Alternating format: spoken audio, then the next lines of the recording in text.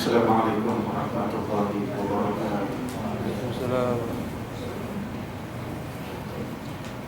A'udzubillahi samil alim minasyaitonir rajim. Bismillahirrahmanirrahim. Alhamdulillahi rabbil alamin. Wa bihi nasta'in 'ala umuri dunya waddin, wassalatu wassalamu 'ala asyrafil anbiya'i wal mursalin. Imamil muttaqin sayyidina Muhammad wa 'ala alihi wa ashabihi wa haqqa qadrihi wa miqdarihi bi sunnatihi ila yaumiddin. Qala rabbi shrah li sadri wa yassir li amri wa hlul 'uqdatam min lisani yafqahu qawli.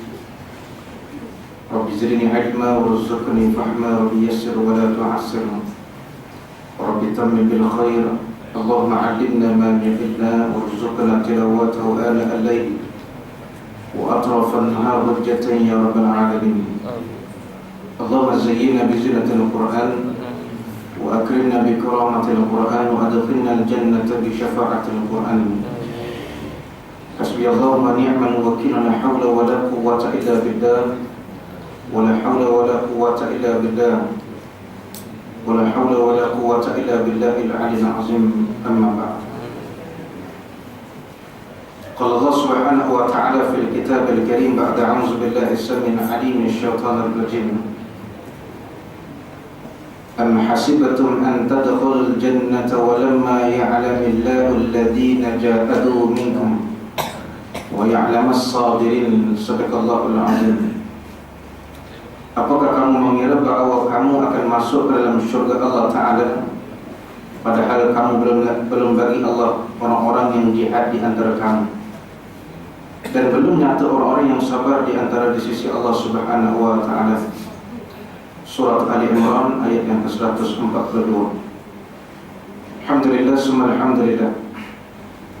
Pertama kali bersama-sama kita merafakkan setinggi-tinggi rasa syukur kita kehadrat Allah Subhanahu wa Ta'ala, karena pada malam yang berbahagia ini kita masih lagi diberikan keizinan dari Allah Ta'ala, kita masih lagi diberikan kekuatan dari Allah Ta'ala serta kesehatan dari Allah Ta'ala untuk kita memanfaatkan ruang waktu yang kita ada pada malam ini.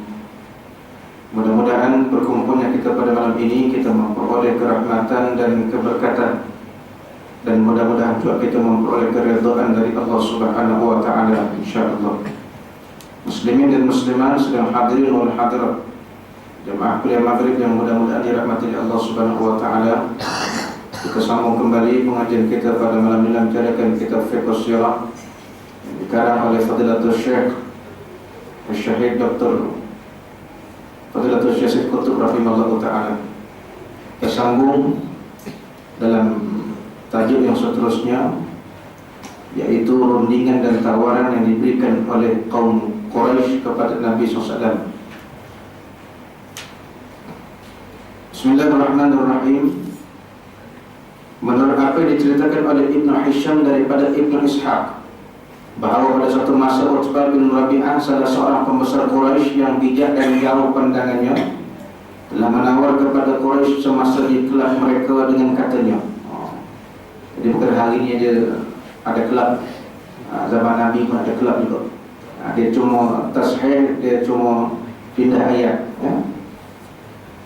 Mereka berkata, wahai sekalian umat Quraisy, maukah kamu sekiranya aku pergi bertemu dengan Nabi SAW untuk menawarkan beberapa takwaran, semoga beliau menerimanya, dan dengan demikian kita tidak lagi terancam dengan seluruh agama baru itu yang dibawa oleh Muhammad. Mereka saudara-saudara bersetuju dengan pendapat Utbah tadi. Memang tepat dan benar sekali, dan memang tepat dan benar sekali pendapat saudara itu, dan jalankanlah segera dakwah hadirin. Dengan tidak membawa masa, Utbah pun tiba di rumah Nabi SAW dan disambut baik oleh Nabi SAW.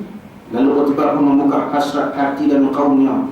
Wahai anak saudaraku, sebagaimana kita ketahui bahawa sesungguhnya engkau adalah saudara-saudari dengan kami, berasal dari keturunan dan bapa yang mulia, dan seperti yang diketahui ramai bahawa engkau telah membawa suatu ajaran yang baru yang memecah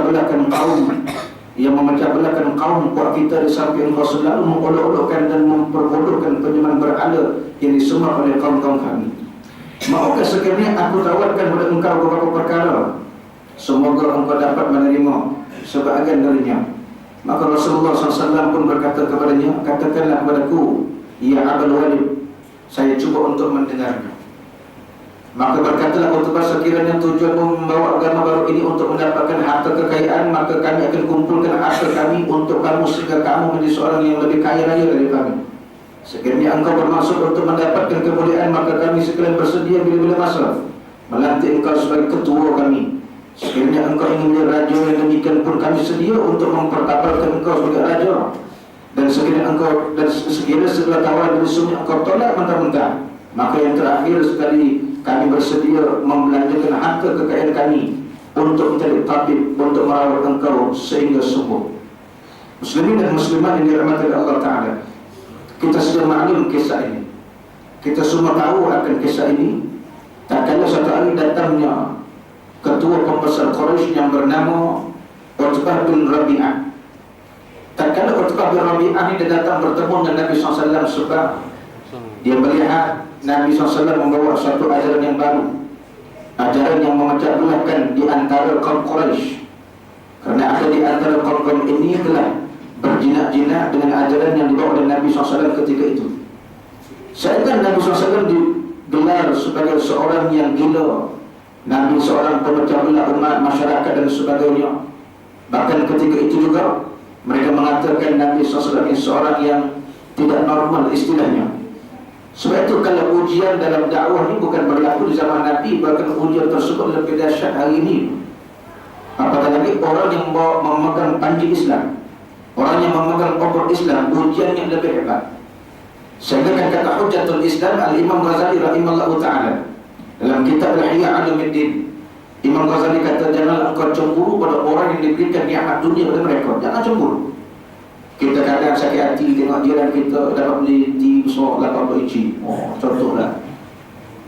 Lepas itu pun nampak tak payah pergi lagi dah. Tengok pangwari dah. Kita tengok orang sebelah beli TV baru, kita pun dah kata kat suami kita, atau kita kata pada isteri kita, macam mana awak ni bang? Awak ni kerja grade 41 bang, gaji besar. Orang sebelah ni SPM pun tak ada, dia boleh beli TV besar. Awak ni tak pakai TV 14 inci, nak tengok kepala separuh tak sampai gitu. Untuk apa kita perlu cemburu? Syukurlah kita ada juga walaupun nampak separuh. Ada orang lebih teruk langsung tak ada. Maka bila nak, kata Imam Ghazali, janganlah kau cemburu pada orang yang diberikan dunia pada mereka, tetapi cemburulah kamu akan orang yang dikurniakan akhirat bagi mereka. Sebab bila sebut dunia ni tuan-tuan dan puan, semua orang mukmin dapat, orang tak beriman pun dapat. Bila sebut dunia, orang kaya dapat, orang miskin pun dapat.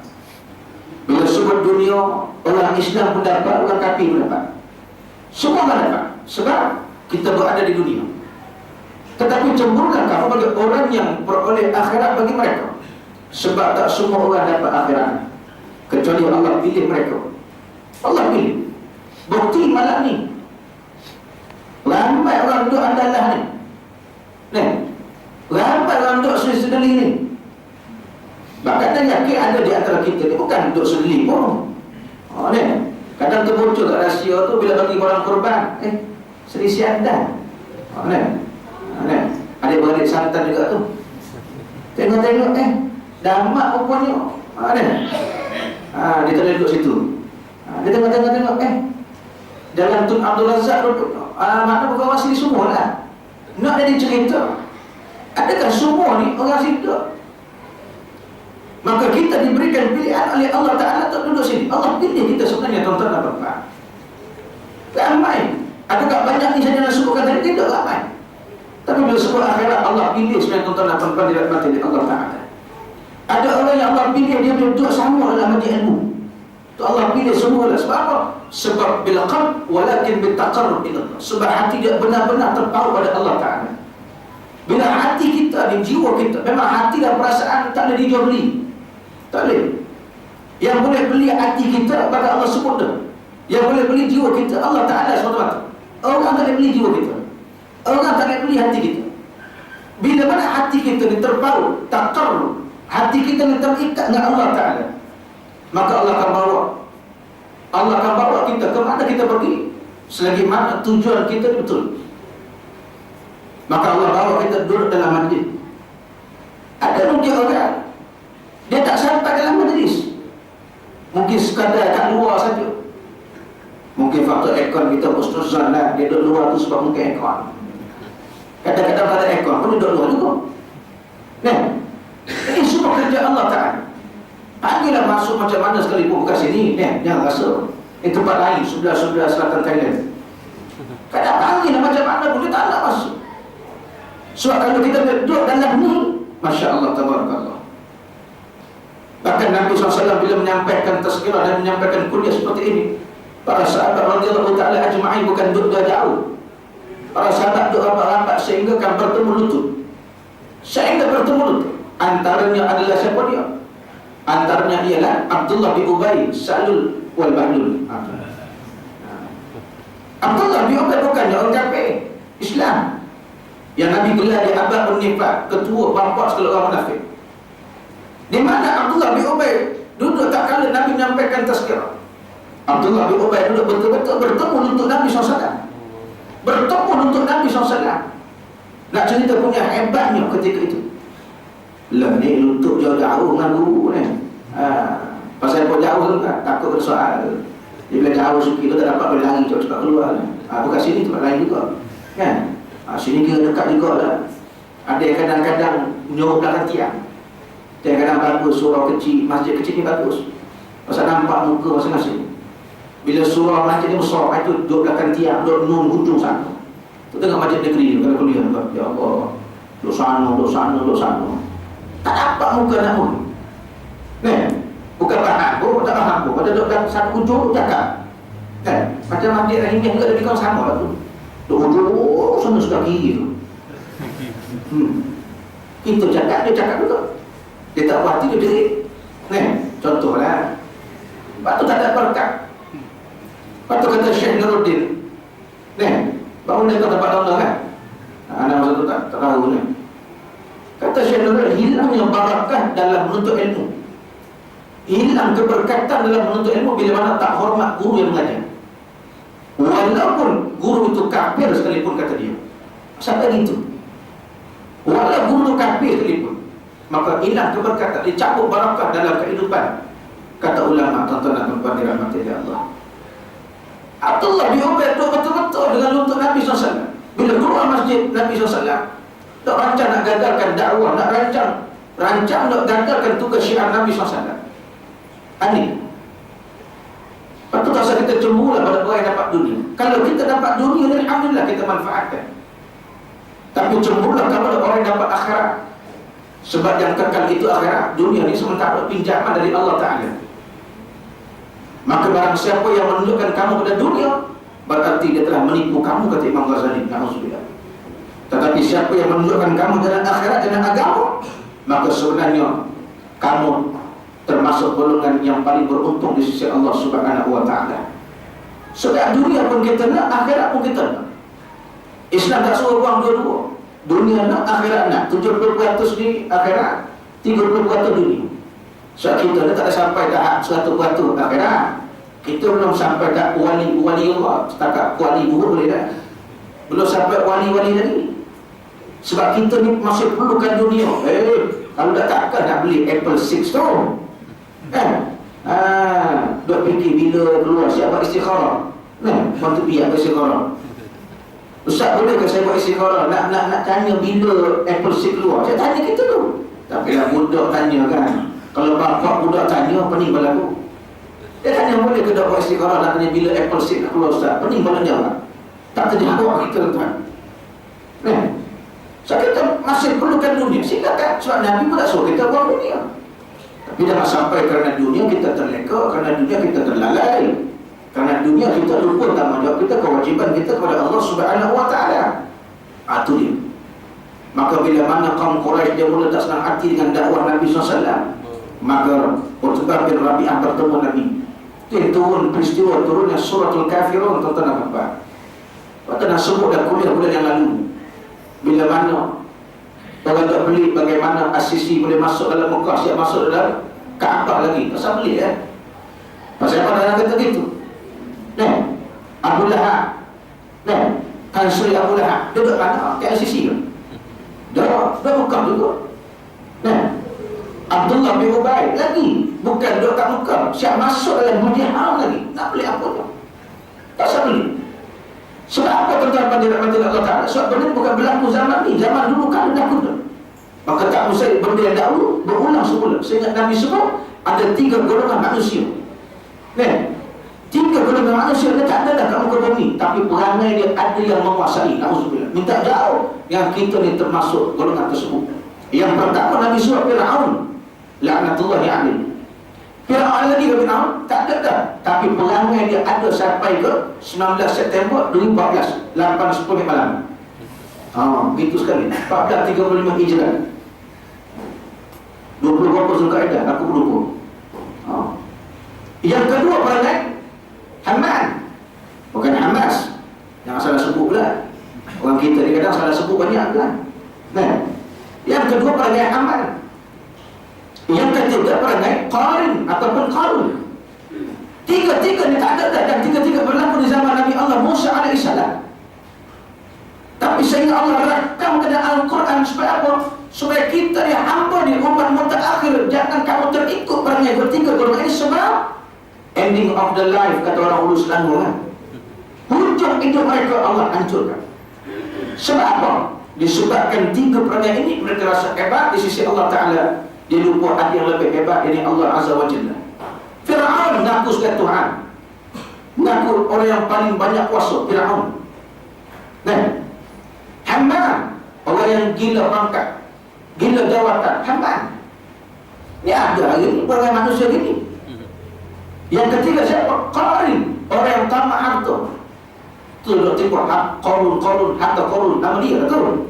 Oh, baru tahu Ustaz. Aku kena ngaji ke? Kan, dia sebut harta Qarun. Ini harta Ahmad Al-Baq yang punya. Kan, harta Qarun. Lama dah ayat tu. Sehingga tamakkan harta Qarun ni, akhirnya lupa tanggungjawab daripada Allah Ta'ala. Bila lupa tanggungjawab daripada Allah Ta'ala, sehingga janji dia pada Allah nak tolong orang. Bahkan bukan hanya tolong orang, janji dia pada Allah Ta'ala, yakni pengabdian dia pada Allah pun dia tinggalkan. Disebabkan apa? Harta yang terlampau banyak, dia lupa. Sehingga Allah gunakan istidraj, akhirnya Allah tenggelamkan dia, tuan-tuan dan puan-puan dirahmati oleh Allah. Ini dia. Bila mana Quraisy tak senang dengan Nabi SAW, dia bertemu Nabi, ya Muhammad, aku nak bincang nama ni, kita nak musyawarah, kita muzakarah sejak Muhammad. Ada apa ayat Utbah bin Rabi'ah? Dia panggil dengan gelaran Abul Walid. Ada apa? Gini lah, aku nak muzakarah, nak bincang nama ni wahai Muhammad. Kalau kau setujulah, tapi harap sangat kau setujulah. Tak payahlah buat sidang tu terhempur, tak payah, dia kata. Kalau kau setuju, senang hati aku, dia kata. Ginilah Muhammad, oleh kerana ramai dah mengikut kau ni, ramai terpengaruh dengan cara kau ni, maka nakkan keadilan membasar. Nak keadilan membasar, maka aku cadangkan pada kau, satu hari kau ikut cara agama kami, satu hari kami berikut cara agama kau pula. Kalau agak-agak waktu tu singkat, kata apa nama Utbah bin Rabi'ah, dia seminggu kami ikutmu dan seminggu kau dan ikut kami pula. Setuju kedua Muhammad, tapi diam. Tuan-tuan. Diam itu lebih baik daripada jawab tak betul. Sehingga kata Rabi'ah, Utbah bin Rabi'ah kata, kalau kau tak setuju wahai Muhammad, aku lanjut panjang sikit lah. Setahun kau ikut cara kami, setahun kami ikut cara kau. Adil, dia kata. Lama, masa panjang, boleh fikir panjang, dia kata. Tapi dia ada satu biarabikum, Tuhan kau lebih mengetahui, kata Allah Ta'ala. Lalu Allah nak selamatkan Nabi sebagai Habibullah, kekasih Allah Ta'ala. Lalu Allah Subhanahu wa Ta'ala turunkan ayat yang bernama Suratul Kafirun. Ayat sehingga dalam tarawih pun kita baca ayat ini, tuan-tuan dan puan. Qul ya ayyuhal kafirun. Sebab Nabi tak pernah jawab, maka Allah tolong Nabi SAW. Apa kata Allah? Qul, katakan wahai Muhammad, ayyuhal kafirun, pada orang kafir depanmu ni, la a'budu ma ta'budun. Kami takkan sembah apa yang kau sembah. Kami takkan sembah apa yang kau sembah. Wala ana 'abidun ma 'abadtum. Dan kami ulang lagi, kami takkan buat, kami takkan ikut apa yang kau buat. Sampai ujung ayat ke-6 Allah sebut lakum dinukum waliyad. Kau buatlah cara kau, aku buat cara aku, dan telah Allah perintahkan. Maknanya apa? Islam ada cara hidup sendiri. Islam ada syarat dia. Macam mana pun sekali dunia tu, Islam tetap kukuh, dia tak boleh berubah. Walau dunia tu berubah sekalipun, Islam tak boleh berubah. Walaupun dunia makin canggih, Islam tak boleh ikut kehendak dunia yang tak ikut syarat. Kalau kata hari ni dunia hari ni pakai skirt, kena ikutlah. Dia kata ustaz, hari ni zaman orang pakai skirt. Islam tak boleh ikut gitu. Walau macam mana dunia, Islam tak gitu. Sebab bukan Islam ikut dunia, dunia ikut Islam. Bukan Islam ikut bukan Islam ikut zaman, zaman ikut Islam. Nanti timbul kata Tok Guru Hadratul Islamiyah, itu betul. Zaman ikut zaman ikut Islam. Kalau Islam ikut zaman, maka rosaknya berlaku. Rambut apa dia, buat kepala berwarna rambut dia. Pasal apa? Trend dia kata, zaman dia kata. Zaman trend dia kata. Bahkan umat mutaakhir nak ikut cara Islam, Masya Allah, malu. Malu tuan-tuan apa? Bila mana orang jumpa serba sebelik, atau Nabi surah hadis mata al-ayah di 40 karangan Fadilatul Syekh Abu Ali Al-Badari Al-Maududi Al-Nadwi, Nabi sebut Islam akan kembali dagang. Islam datangnya dagang, dan akhir nanti pun Islam datang secara dagang yang secara asing. Kenapa disuruh Islam kembali asing? Bukan asing Islam ni macam warga asing tak. Maksud asing di situ ialah orang Islam sendiri memandang Islam tu pelik. Orang yang mengaku Islam tu sendiri, dia pandang Islam tu pelik, tuan-tuan dan puan-puan. Itu realiti. Dia nampak orang pakai jubah ke serban ke, dia nampak pelik, dia tenung semacam macam sino. Cuma tak terekam je lah. Tapi tengok orang pakai skirt, pakai baju ketat, fuyu, ini yang kita nak, dia kata. Maju dunia, dia kata. Pakai jubah serban ni terkebelakang, dia kata. Tuan-tuan, anda kalau mengajar kat KLCC, tuan-tuan, kat KLCC, Menara Touch and Go, Menara Ambeng, apa satu lagi yang lupa. Bila parking kereta turun kan dalam kaki, tuan. Apa orang tengok, tuan? Ustaz, dia tengok sebab semak ke? Bukan sebab semak. Boleh apa semak tak semak kan? Orang tengok pelik. Pasal apa pelik? Ratusan manusia kita seorang tak pakai gini. Terkebang habis jumpa kita. Jumpa kita. Lagi-lagi masuk ke LCC, lagi orang pelik. Tengok semacam macam tak nampak. Dia nampak macam malaikat Israfil. Tahu? Malaikat Israfil. Tuan nak baca ada jemputan kahwin. Cik Israfil, tak apa terkejut tu. Ada orang sini nama lah. Takut nama tu. Tak semua orang boleh letak nama tu. Sebab kalau orang jumpa dia, orang akan jaga-jaga. Pasal apa orang akan jaga-jaga? Bahaya. Dia cabut susah hati. Susah hati. Nampak kita ni macam malaikat Israfil, macam malaikat maut. Tengok semacam kadang sambil dalam bisik tengok kita. Pelik. Macam nak sebut kan, hari ini bila mana lakonan ajaran sesat pakai jubah serban. Rasa tak? Bila lakonan ajaran sesat jubah serban, seolah orang pakai jubah serban ni sesat. Yang salah siapa? Penerbit dan pengarah. Penerbit bukan Mutuzani, pengarah bukan dia acam.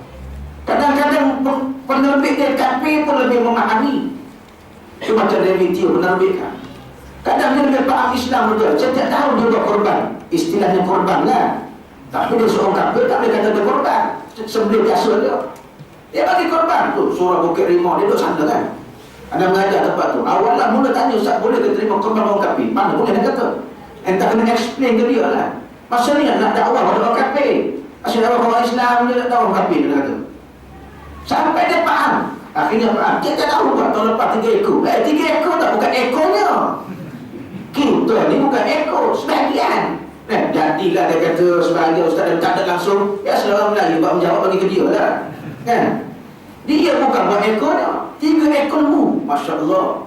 So dia faham. Sekadar kebaikan habis dunia lah. Tapi akan tak ada apa lah. Kecuali kalau dia masuk Islam, doakan saja. Bila buat filem ajaran sesat, pakai serban ke jubah. Soalnya orang pakai jubah serban orang sesat. Tapi yang berlakon pakai baju tidur, berlakon pakai skirt, berlakon pakai baju dapat ketiak ni mulia. Itu tak dipandang sesat pula.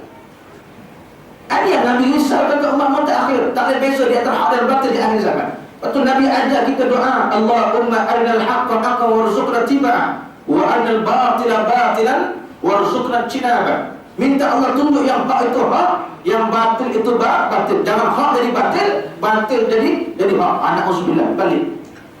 Ini tuan-tuan dan puan. Macam halal. Anda baru dipanggil untuk satu slot. Halal menurut perspektif fiqh, bukan menurut Islam. Islam menyeluruh. Halal menurut perspektif fiqh. Dia bagi slot 2 jam 30 minit. Yang kita bentangkan 5 jam 30 minit. Macam mana dipendekkan tuan? Bila bab-bab agama ceramah, paling pendek dia bagi. Kalau jom heboh tu 3 jam. Dia 2 jam bagi tuan. Macam mana? Antara sebut mentaliti kita bila bab halal dan haram dia pandang satu sudut. Bila haram dia pandang apa? Soalan macam yang haram tu babi saja. Kalau lembutnya khinzir lah. Kita jangan jadi macam mentaliti orang barat. Bila sebut halal di kedai mereka tulis halal, dalam Quran tulis no sopok, tak dihidangkan babi. Pasal apa dia gitu? Bila masuk tengok ada Arab. Bagi mereka faham halal itu tak ada babi. Mana selain babi itu halal tu. Macam orang kita juga. Bila mana isu coklat Cadbury ada kandungan babi, woi, bangun tidur semua. Nak tidur pun tak boleh. Baru terlelap jaga. Pasal apa? Oh, bahaya dia kata ni babi dalam coklat ni. Sampai nak tukar darah pada, nak cuci darah pada, tak pening pada. Sampai gitu yang tak tudung pun marah tu. Marah yang tak tudung marah tu, ada babi marah. Yang tak sembahyang pun marah. Dia tak nampak pula yang dia tak tudung tu haram. Dia tak nampak pula yang dia tak sembahyang tu haram. Dia nampak babi tu haram. Nampak tak mentaliti kata begitu? Ini tuan-tuan nampak. Soalan benda yang haram itu satu saja, babi. Tak ada lain. Macam Arab tu haram dan sebagainya. Kan? Ini tuan-tuan dan puan-puan dirahmati Allah Subhanahu wa taala. Sebab itulah bila mana Allah Taala turunkan ayat ini nak selamatkan Nabi SAW daripada apa? Sebenarnya daripada rosak agama Allah Taala. Itu tujuan dia. Itu tujuan asal dia, tuan-tuan dan puan-puan dirahmati Allah Subhanahu wa taala. Maka sebab itulah muslimin dan muslimat yang mudah-mudahan dirahmati Allah Subhanahu wa taala. Islam ni bukannya satu dua benda. Maka Allah bagi ingat, ya ayyuhalladzina amanu udkhulu fis-silmi kafah. Wahai orang beriman, masuklah kamu, ambillah kamu, beramallah kamu dengan Islam ni kafah. Yakni secara menyeluruh. Islam bukan diambil sikit-sikit, diambil keseluruhan. Mesti 100% ikut 100% ikut Islam. Kalau membawa jemaah haji boleh pakai tudung. Pasal apa luar daripada bawa jemaah haji pun tak ada pakai tudung. Kalau pun kat luar tak kerja boleh pakai tudung. Pasal apa dalam kapal terbang boleh dedahkan auratmu. Ini sebab faktor kerja Ustaz. Kerana kerja sanggup gadaikan maruah agama, maruah akidah gitu. Jangan sebut kat emas baru dedah. Emas pun alhamdulillah ada keinsafan. Dia pun tengah taubat pelan-pelan tu. Taubat pelan-pelan ada ayat tu. Dia tengah taubat, dia buat ceramah. Ni sekarang screen TV pun dah ada Asma'ullahul Husna. Screen TV pun dah ada edisi bahasa Arab. Screen TV pun dah ada apa nama ni, apa nak lupa satu benda. Ni tuan. Dia takut kan tu. Dia takut. Ada semua. Ustaz Alim dia ceramah, Ustaz Mak Dusuki ceramah, nak beritahu kita selit-selit juga, dia tak selit benda tu. Kenapa yang bos? Mana tu boleh. Kalau tak jual arak, bukan tak laku kapal terbang tu. Oman mana ada jual arak? Amerika tak jual arak, tak laku ke? Bahkan kapal terbang terbaik nombor 2 di dunia. Tu. Kapal terbang bagi aku tu. Ambil 3 hari terbang. Tu. Garuda tuan-tuan lagi Jakarta. Tak ada arak. Saya tanya, Mbak, enggak ada araknya. Terkejut enggak? Pak Haji ni betul. Kita bukan apa saja tanya. Dia tanya apa ni? Pak Ustaz, ngapain tanya arak? Apa Pak Ustaz mahu? Wah, sudah. Anak tanya. Anak kata saya cuma tanya. Apa kata dia? Enggak ada arak Pak Ustaz. Ngapain tak ada? Dia kan haram Pak Ustaz. Apa Pak Ustaz tak tahu? Dah aku kena tak tahu ni. Jangan pergi bangun kita Ramadan bangun ni. Saya tanya. Tuan-tuan, bukan tak laku kalau tak ada arak ni. Sebab tu sebenarnya bukan sebuah haram ni, bagi saja arak tu haram. 10 golongan yang Allah laknat berkaitan arak, termasuk orang yang hidangkan arak untuk orang lain minum. Tu hadis sahih tu, 10 golongan. Kalau diuraikan itu saja sejam tak habis. Orang yang hidangkan arak untuk orang lain minum, 1. Orang yang bekerja untuk peran arak, 2. Orang yang mendapat sebahagian daripada hasil jualan arak, ni kena hati-hati ni. Anak kita kerja 99 Speedmart, anak kita kerja 7-Eleven, anak kita kerja kat cashier counter Tesco. Ini semua hati-hati tuan-tuan pada rahmati Allah Ta'ala. Banyak kerja boleh kita cari. Ni apalagi golongan dilaknat oleh Allah Subhanahu Wa Ta'ala, tukang bawa arak. Saya tak minum Ustaz, driver lori je. Kena juga. Tukang beli arak untuk kawannya si kafir pun kena juga. La ilaha illallah. Apalagi minum. Sehingga kata Nabi SAW, walakin bil ma'ul lati fa'arramun alaiha. Nabi sebut setitis arak masuk dalam tubuh, maka Allah haramkan syurga bagi dia, kata Nabi SAW. Na'udzubillah. Apalagi kalau satu gelas, sebotol, setan senuri, na'udzubillah. Ini 10 golongan Allah sebut tentang pada rahmatil Allah Ta'ala. 10 golongan. Lepas tu bila anak kapal terbang tengok pramugari yang Islam hidangkan arak, anak dia tengok je.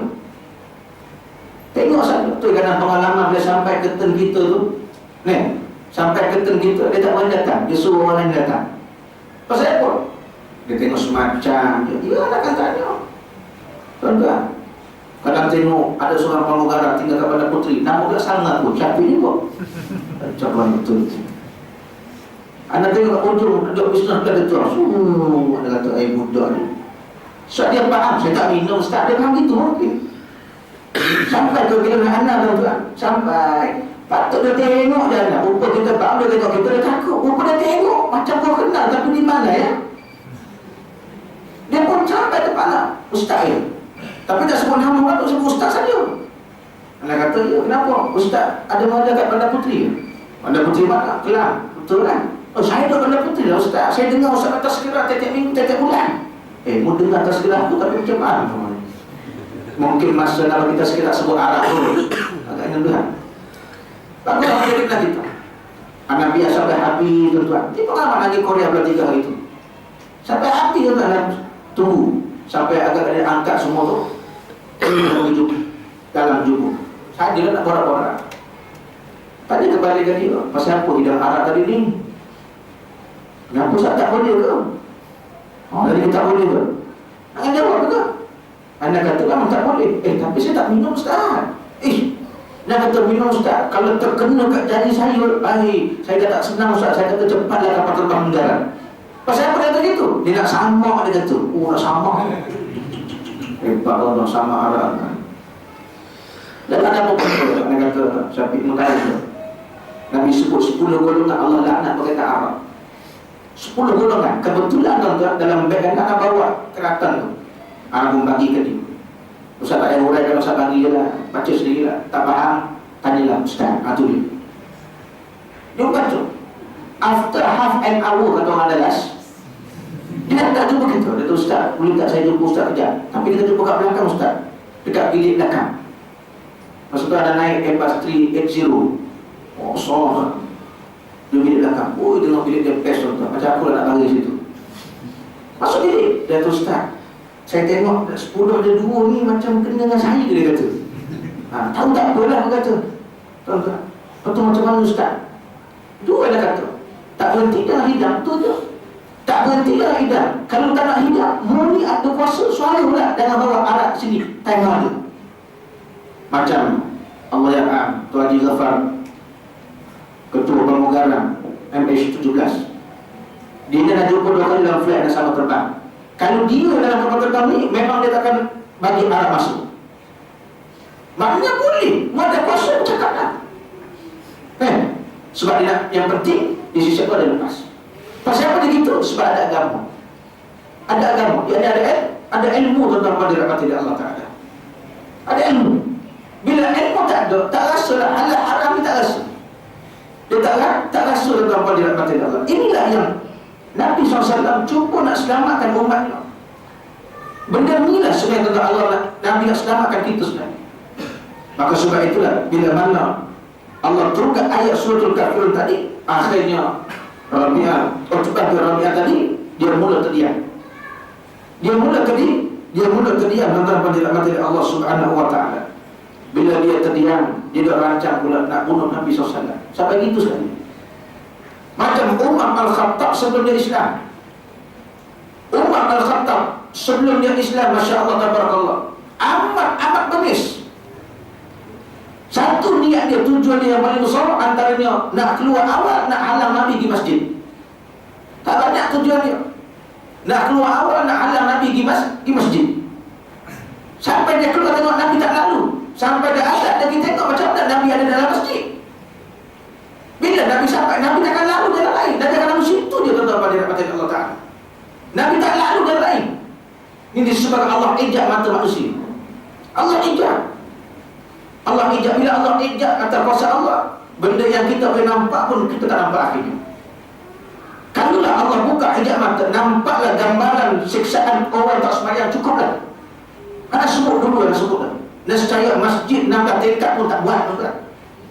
Tak muat masjid 16 tingkat. Kalau Allah buka hijab mata, nampak gambaran siksa dalam neraka Allah Ta'ala. Tak muat masjid. Tapi kenapa Allah hijab? Sebab Allah nak test keimanan kita di sisi Allah Ta'ala. Ada iman, maka ada sini. Sehingga Abu Bakar As-Siddiq, ya Rasulullah, kaifa liman kana bis-salat walakin fitin. Bagaimana nak kena orang kafir dengan orang yang bukan Islam? Orang awam, bagaimana nak kena orang yang bukan Islam dengan orang Islam? Lalu apa kata Nabi SAW? Nabi kata, tunggu azan berkumandang. Tak kala azan yang lalu depan masjid masuk Islam tadi. Tapi lalu saja buat dia. Bila azan, bila duduk depan kedai kopi, tak ada rasa apa pun, itulah kafir. Walaupun dengan Islam, na'udzubillah. Nabi sebut slow ya, sikit ya. Tapi Masya Allah dalam tuan-tuan. Tapi nasib baik surah tuan-tuan depan tak ada kedai makan. Kalau ada, pening bala tuan-tuan. Kalau tengah time tazkirah ni, dia duduk kedai makan, tak apa juga lah. Speaker luar bunyi sambil dia makan, dia dengar. Sampai tersedak dia makan. Itu ada speaker dari luar tutup, dalam dia buka buat apa. Yang dalam dah memang kaki masjid, dah memang muka cahaya syurga insya-Allah. Nak dakwah orang dalam surau ni memang dah kaki surau. Speaker ni sekadar nak bagi dengar je, tak pakai pun suara kuat insya-Allah. Masalahnya mungkin kena pakai kot yang slow, yang mungkin petrol kena pakai lah. Ada setengah tempat tak buka yang luar, apa rasa? Nanti ganggu orang ustaz. Gagal dakwah kita. Kita baca dah tadi. Gagal dakwah kita. Kalau sekadar buka yang dalam, luar kita tutup sekiranya. Sebab apa? Sebab yang penting nak bagi orang yang tak datang dengar. Dengan tujuan dia dengar, terbuka hatinya, dia datang dengar. Itu tujuan. Mana ada ganggu tuan-tuan? Siapa nak tidur pukul 8 malam ni? Ni bukan tinggal dekat pendalaman Negeri Sembilan tu. Bukan duduk pendalaman Melaka. Pukul 8.30 je gelap gelita tuan-tuan. Tak ada orang. Kita surau pukul 10 baru kemas. Tuan-tuan, dia pukul 9 dah tutup tuan. Kita berlalu, tak buka ke masjid? Bukan tak buka, dah apa tutup dah. Anda kalau mengajar kat Negeri Sembilan dengan Melaka tuan, ada pernah ada berhenti tuan. Putus asa ke Ustaz? Dah putus asa. Tapi sakit hati. Daripada hati ni tuan sakit dia berhenti kan. Tak putus asa, sakit hati. Pasal apa sakit hati? Lambat sikit hati tuan. Orang depan semua faham belaka. Syahid semua. Syahid tuan-tuan. Yang dengar pun tuan-tuan bakal syahid. Tuan-tuan. Nak kita datang jauh-jauh, lepas tu Allah takkan setengah jam tuan-tuan. Mukadimah aku dah 10 minit.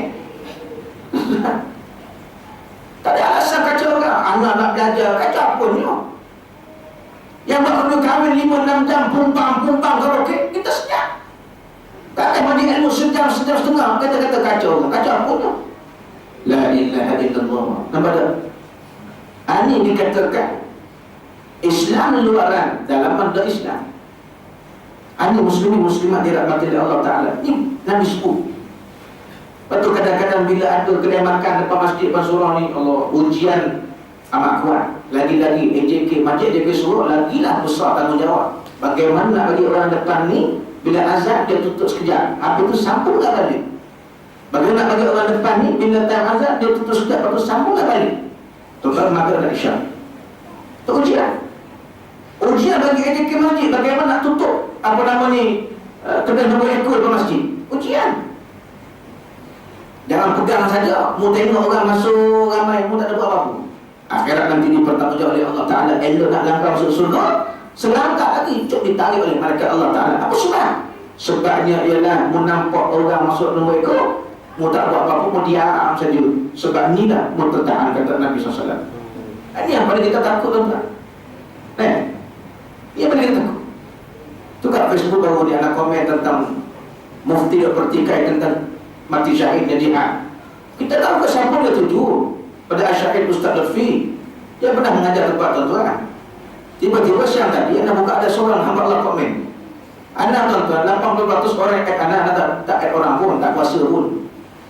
Mula add lah. Tiba-tiba dia komen, tak ada tu. Atau anda komen sampai ke mana dia tak reply itu. Jangan dalam komen yang berani. Jumpa kita kalau salah. Dia malah kita balik pula. Jangan kita, tapi itulah ni kan. Kita macam cakap Melayu tak sedar diri ni kan. Melayu tapi komen bahasa Inggeris.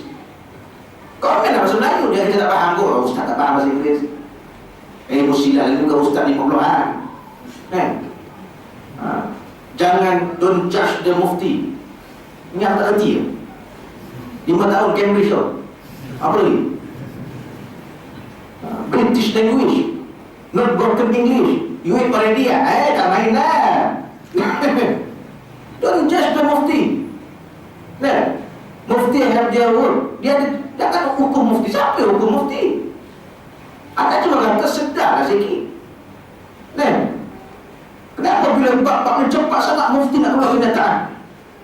Tapi kenapa hotel bajet banyak, kelab malam banyak, maksiat tepi jalan banyak? Pasal apa tak nak suara? Orang ni berjuang mati-matian, mu sedap duduk atas sofa, pakai kasut kilat, letak-letak, mu nak komen orang ni belakang. Adakah syariat atau sosial? Pasal apa keluar ayat ni?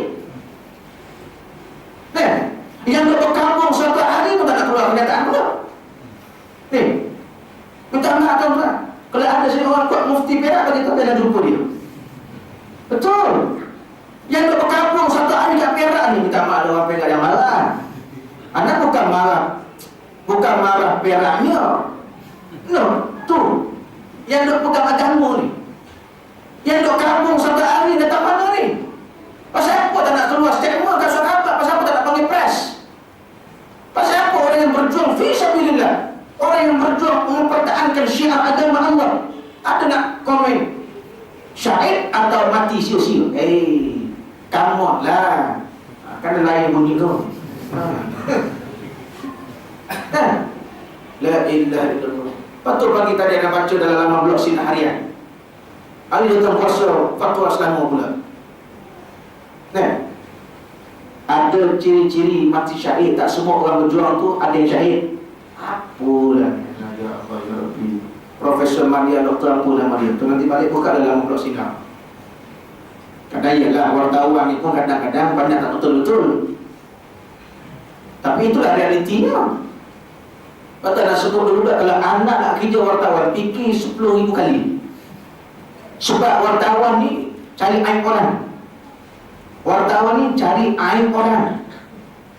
Lepas tu keranda MS12 tak saya buka. Pasal apa? Ada yang setempat yang tak ada. Bagaimana kalau dia ambil masuk dalam Facebook cepat tu kan? Soalan bocor pun cepat. Cepat tu kan? Khutbah tadi pun bocor. Soalan bocor kan khutbah tadi kan?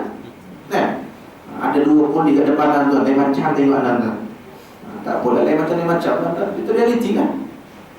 Ini kan Allah sedih juga. Maka ada setengah tempat yang tak setuju nak cakap. Ustaz pandai-pandai cakap, pasal pandai pun cakap tak pandai pun cakap, dia lagi baik. Anda dah tahu dah agak itu akan keluar. Mufti tak keluar statement, ustaz pula pandai-pandai pula. Inilah akhir zaman al-ulama usul. Ulama yang jaga poket. Al-ulama al-fulus wal sampul, faham tak? Itu hadis Melayu. Kategori sahih atau sahih itu kena tanya pakai hadis. Tak ada. Allahu Rabbi ya Karim Tuhan.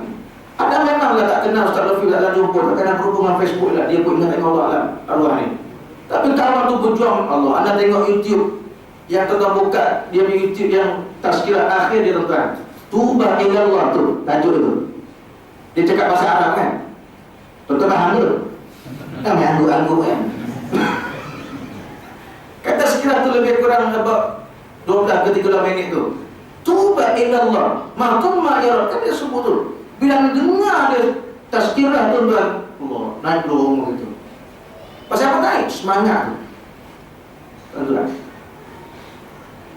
Jadi ini ya, Nabi sebut ni akan tiba kata Nabi, al-ulama usul, ulama yang jahat, ulama yang sangat menggadaikan maruah agama demi kepentingan duniawi. Ada yang halal jadi haram, haram jadi halal, akhirnya umat manusia jadi kucak kacir. Dan sebut tadi, bukan haram ini dituju kepada khinzir, tetapi saya tidak. Ini tuan. Sebab itulah muslimin dan muslimat dirahmati oleh Allah Subhanahu wa taala. Allah Subhanahu dalam surah Al-Fussilat ayat 13. Fa in a'radu fa qul andartukum sa'iqatan min sa'iqati 'adin wa thamud.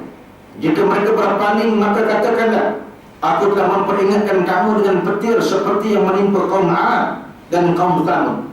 Ini kaum Samud yang hidup sampai umur lebih 1000 tahun.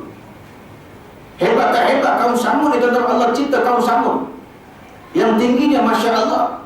Kalau kita dalam hadis Sunan Muwatta Imam Bukhari, muka surat yang ke-286, bab yang ke-71 kalau tak silap anak. Kata Nabi SAW, gambar wajah kaum Samud tingginya, ibarat anda boleh bagi tinggi itu melebihi tinggi. Kalau setakat nak buat KLCC ni tak boleh pakai kering lah. Bayangkan. Kita nak pakai jam pun duduk tangga. Tangga Nah, bayangkan.